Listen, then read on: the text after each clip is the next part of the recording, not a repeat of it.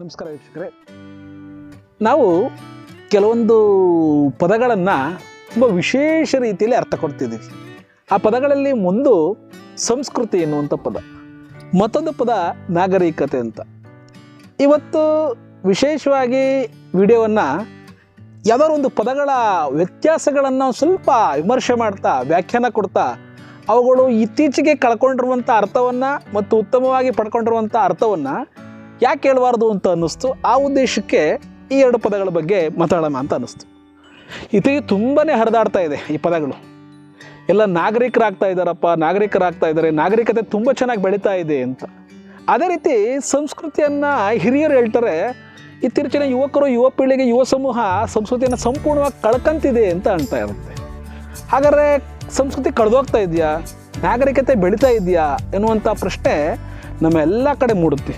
So ಇಂಥ ಸಂದರ್ಭದಲ್ಲಿ ಹೇಳೋಕ್ಕೆ ತುಂಬ ಅದ್ಭುತವಾಗಿ ಕೆಲವೊಬ್ಬರು ಮಹಾನ್ ವ್ಯಕ್ತಿಗಳು ಹೇಳ್ತಾರೆ, ನಾವು ಇಂದು ಏನಾಗಿದ್ದೇವೆ ಅಂದರೆ ಇವತ್ತು ಏನಾಗಿದ್ದೀವೋ ಅದೇ ನಿಜವಾದ ನಮ್ಮ ನಾಗರಿಕತೆ, ಏನಾಗಬೇಕಾಗಿತ್ತೋ ಅದೇ ನಮ್ಮ ಸಂಸ್ಕೃತಿ ಅಂತ. ಸೊ ಇದು ತುಂಬ ಅದ್ಭುತವಾದಂಥ ಕೋಟು. ನಾವು ಹಾಸ್ಪಿಟ್ಲ್ಗಳನ್ನು ಜಾಸ್ತಿ ಮಾಡ್ತಾಯಿದ್ದೀವಿ, ಪ್ರಕೃತಿಯನ್ನು ಕಡಿದು ಈ ಥರ ಸಿಮೆಂಟ್ ರೋಡ್ಗಳನ್ನು ಮಾಡಿಕೊಂಡು ಅದ್ಭುತವಾಗಿ ಚೆನ್ನಾಗಿ ಕಾಣ್ತಾ ಇದೆ ಅಂತ ಅಂದ್ಕೊಳ್ತಾ ಇದ್ದೀವಿ. ಅದೇ ರೀತಿ ದೊಡ್ಡ ದೊಡ್ಡ ಕಟ್ಟಡಗಳು, ಮೆಡಿಕಲ್ ಕಾಲೇಜಸ್ಗಳು, ಇಂಜಿನಿಯರಿಂಗ್ ಕಾಲೇಜ್ ಮಾಡೋದು ತಪ್ಪಿಲ್ಲ, ಮೆಡಿಕಲ್ ಕಾಲೇಜ್ಗಳನ್ನು ಜಾಸ್ತಿ ಮಾಡ್ತಾ ಇದ್ದೀವಿ. ಸೊ ಇದರ ಪ್ರಕಾರ ನಾವು ಬೆಳವಣಿಗೆ ಆಗ್ತಾ ಇದ್ದೀವಿ ಅಂತ. ಅಂದರೆ ನಾವು ಮೆಡಿಕಲಿ ವೈದ್ಯಕೀಯ ಸಿಬ್ಬಂದಿಯನ್ನು ಜಾಸ್ತಿ ಮಾಡಿಕೊಂಡು, ವೈದ್ಯಕೀಯ ಸಿಬ್ಬಂದಿಯ ವ್ಯವಸ್ಥೆನ ಜಾಸ್ತಿ ಮಾಡಿಕೊಂಡು, ವೈದ್ಯಕೀಯ ಸೌಲಭ್ಯಗಳನ್ನು ಕಲ್ಪಿಸಲಿಕ್ಕೆ ಹೆಚ್ಚು ಮುಂದುವರಿತಾ ಇದ್ದೀವಿ. ಸೊ ನಾಗರಿಕ ಆಗ್ತಾ ಇದ್ದೀವಿ. ಉದಾಹರಣೆಗೆ ಹೇಳ್ತಾರೆ, ಅಮೇರಿಕದಲ್ಲಿ ಒಂದೇ ದಿನಕ್ಕೆ ಮಿಲಿಯನ್ ಗಟ್ಟಲೆ ಜನರಿಗೆ ಶುಶ್ರೂಷೆಯನ್ನು ಕೊಡುವಂತಹ ಆಕ್ಸಿಜನ್ ಸಪ್ಲೈ ಇದೆ ಅಂತ ಹೇಳ್ತಾರೆ. ಕೆಲವೊಂದು ದೇಶಗಳಲ್ಲಿ ಒಂದೇ ದಿನಕ್ಕೆ ಲಕ್ಷಗಟ್ಟಲೆ ಕೊರೋನಾ ಬಂದಂಥ ಸಂದರ್ಭದಲ್ಲೂ ಕೂಡ ಕೊರೋನಾಗೆ ಟ್ರೀಟ್ಮೆಂಟ್ ಕೊಡುವಂಥ ವ್ಯವಸ್ಥೆ ಕೂಡ ಇದೆ ಅಂತಾರೆ. ಇದನ್ನೆಲ್ಲ ನಾವು ನಾಗರಿಕತೆ ಎನ್ನುವ ಸೋಗಿನಲ್ಲಿ, ಭಾರತದಲ್ಲಿ ಈ ಥರದ್ದು ವ್ಯವಸ್ಥೆನೇ ಇಲ್ಲ ಕಣಪ್ಪ, ಭಾರತದಲ್ಲಿ 1,00,000 ಜನ ಅಕಸ್ಮಾತ್ ಪೇಷಂಟ್ ಆದರೆ ತುಂಬ ಜನ ಸತ್ತೋಗ್ಬಿಡ್ತಾರೆ, ಈ ವ್ಯವಸ್ಥೆ ಇಲ್ಲ ಅಂತ ಚಿಂತನೆಗಳು ಬರ್ತಾ ಇದೆ. ಸೊ ಇಂಥ ಸಂದರ್ಭದಲ್ಲಿ ಹೇಳಲಿಕ್ಕೆ ಇಷ್ಟಪಡೋದೇನಪ್ಪ ಅಂತಂದರೆ, ಆಸ್ಪತ್ರೆಗಳನ್ನು ಹೆಚ್ಚು ಮಾಡೋದೇ ನಾಗರಿಕತೆನಾ ಎನ್ನುವಂಥ ಪ್ರಶ್ನೆ ಬರುತ್ತೆ.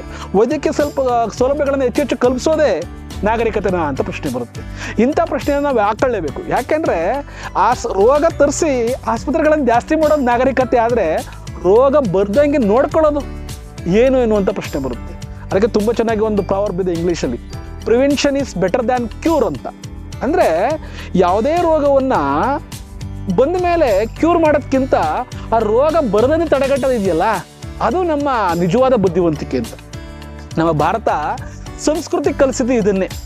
ನಮ್ಮ ಭಾರತದ ಸಂಸ್ಕೃತಿಯಲ್ಲಿ ನಮ್ಮ ಹೆಣ್ಣು ಮಕ್ಕಳ ಆದಿಯಾಗಿ, ಗಂಡು ಮಕ್ಕಳ ಆದಿಯಾಗಿ ಎಲ್ಲರೂ ಕೈಗೊಳ್ಳುವಂಥ ಆಚಾರಗಳಿದಾವಲ್ಲ, ರೀತಿ ನೀತಿಗಳಿದಾವಲ್ಲ, ಪದ್ಧತಿಗಳಿದಾವಲ್ಲ, ಇವೆಲ್ಲವೂ ಕೂಡ ನಾವು ನಮ್ಮ ವೈದ್ಯಕೀಯ ರೆಕಾರ್ಡಲ್ಲಿ, ಅಂದರೆ ವೈದ್ಯಕೀಯ ಪ್ರಾಮುಖ್ಯತೆಯಲ್ಲಿ ನಮಗೆ ರೋಗ ಬಡದಂತೆ ತೆಗೆದುಕೊಳ್ಳುವಂಥ ಒಂದು ಸಿದ್ಧತೆಗಳು. ಉದಾಹರಣೆಗೆ ತಗೊಳ್ಳಿ, ಕೈಗೆ ಬಳೆ ಹಾಕೋದಿರ್ಬೋದು, ಕಾಲಿಗೆ ಗೆಜ್ಜೆ ಹಾಕೋದಿರ್ಬೋದು, ಹಣೆಗೆ ಕುಂಕುಮ ಇಡೋದಿರ್ಬೋದು, ಗಂಧವನ್ನು ಇಡೋದಿರ್ಬೋದು, ಅಥವಾ ಇನ್ಯಾವುದೇ ವಿಚಾರಗಳನ್ನು ತಗೊಳ್ರಿ, ಅಥವಾ ತಲೆಗೆ ಮಲ್ಲಿಗೆ ಹೂವನ್ನು ಮುಡಿಯೋದಿಡ್ಬೋದು. ಇವೆಲ್ಲವನ್ನು ಒಂದು ಸಲ, ಅಥವಾ ಬೆಳ್ಳಿಗೆ ಕಾಲುಂಗ್ರವನ್ನು, ಮದುವೆಯಾದಂಥ ಸ್ತ್ರೀ ಬೆಳ್ಳಿಗೆ ಕಾಲುಂಗ್ರವನ್ನು ತೊಡುವಂಥದ್ದು ಇರ್ಬೋದು.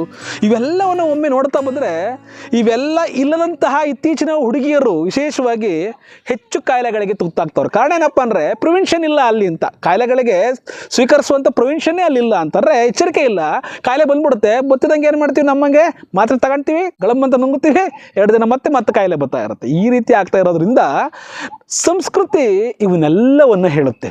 ನೋಡ್ರಿ, ನಮ್ಮ ತಾಯಿ ತಗೊಳ್ರಿ, ಎಲ್ಲರ ತಾಯಿಗಳನ್ನು ತಗೊಳ್ರಿ, ಸ್ತ್ರೀಯರನ್ನು ತಗೊಳ್ರಿ.